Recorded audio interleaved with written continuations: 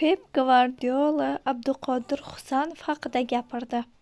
Assalomu alaykum, hurmatli tomoshabin. Kanalimizdan uzoqlashmang. Eng tezkor va eng so'nggi yangiliklarni o'tkazib yubormaslik uchun kanalga obuna bo'ling va like bosing. Sizni qiziqtirgan eng so'nggi va eng ishonchli ma'lumotlar faqat bizning kanalda. Angliya chempionatining 29-turidan o'rin olgan Manchester City Brighton uchrashuvi bo'lib o'tdi. Unda jamoalar 2-2 hisobida durang o'ynadi. O'zbekistonlik himoyachi Abduqodir Husanov o'z darvozasini ishg'ol qilib qo'ydi. Uchrashuvdan keyingi matbuot anjumanida shaharliklar ustozi Pep Gvardiola Husanov haqida gapirdi.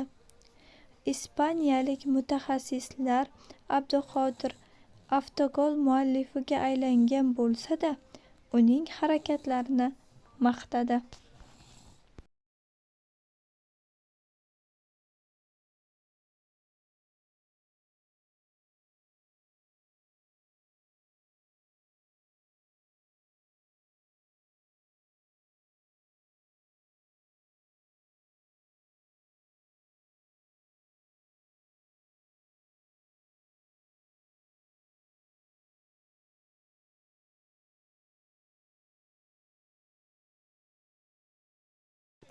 Ruben Dias va Husanov birgalikda ajoyib o'yin namoyish etishdi.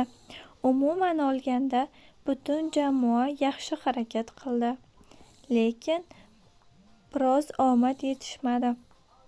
Bugun Nottingham Forest bilan bo'lgan o'yinga qaraganda ancha yaxshi harakat qildik.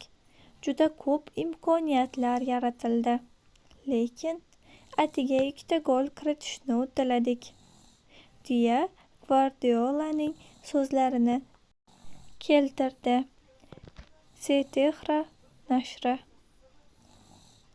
Manchester City navbatdagi uchrashuvini 30-mart kuni Angliya Kubogi doirasida Bournemouthga qarshi o'tkazadi.